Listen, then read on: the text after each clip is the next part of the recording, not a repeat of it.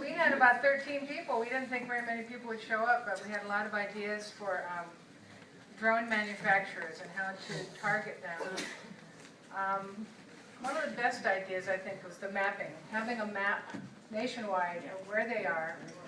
They're everywhere. They're in everybody's backyard. But the main headquarters, all the subsidiaries, the undisclosed locations. I know of a couple around here. So that made me think of something, but I'll bring it up later.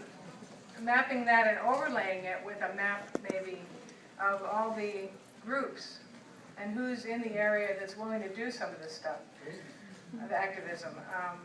Another idea was the National Priorities Project tells people how much money goes into taxes. It's all broken down. I haven't visited that site for a while. But if people are educated, especially in areas that are employed by drone manufacturers, they know how much their community is giving to make this happen. How much tax dollars is going in there. They might think, well, maybe there's alternatives. So the other thing we talked a lot about was conversion, economic conversion. And somebody said an engineer is happy to be an engineer wherever he is, so we can get more of them to look at doing something peaceful with their time. That would be a good thing. Another idea was if the government has no money, the manufacturers then weaponize the police and security firms. So it's not necessarily that we're attacking the government, so we have to do research and find out what the money trail we can find is. Let's see. Education, the education part of it, letting employees of the base of the manufacturers know who they're working for, and maybe they can make a decision whether they want to work for this company, Lockheed or General Dynamics or whoever it is.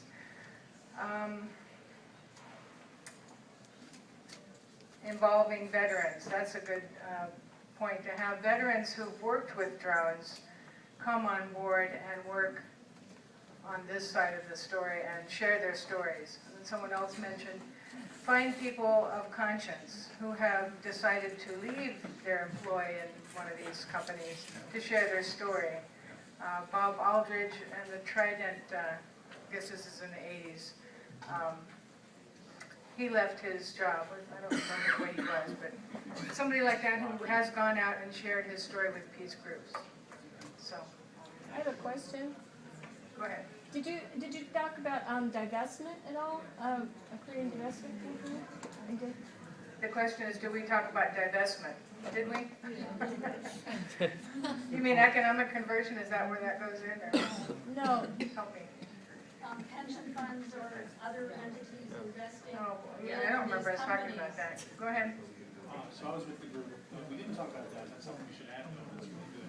One thing we did talk about was having an actual well-researched, viable economic alternative plan for different sites and different manufacturers, and using both success stories and also things that could have worked better in the past. So there was a whole campaign in the Philadelphia Naval Shipyard, 12 different alternatives that went to other markets because we didn't get it done there. And we can this time be ahead of the curve and get it actually done. Make money.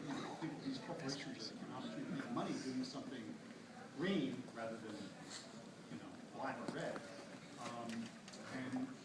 And also look at other recent success stories like the thing that was just passed in Connecticut. I'm going to ask Peter to help me out on this. It's a economic conversion council commission. So this is a statewide commission that was voted on, and it's going to actually advocate for economic conversion in Connecticut. So there's success stories out there we can point to as well to give real alternatives so that we can reach the public. So one of the things we work in Horsham, where we have a base, people who come to those demonstrations aren't from Horsham, they're from everywhere else. People in Horsham are opposed to this because they want the jobs. So we need to reach people better. Here. I was also in the group. I want to add about divestment. Thank you. I don't have to shout.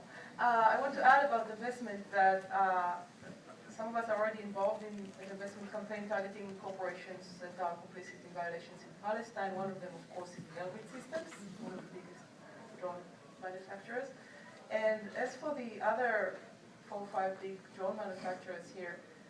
Many of them are targeted of divestment for other reasons, because they make cluster bombs or they make nuclear weapons. So the trick is to hook on to existing divestment campaigns and add that in, and very clearly state that drone manufacturing is cause for divestment.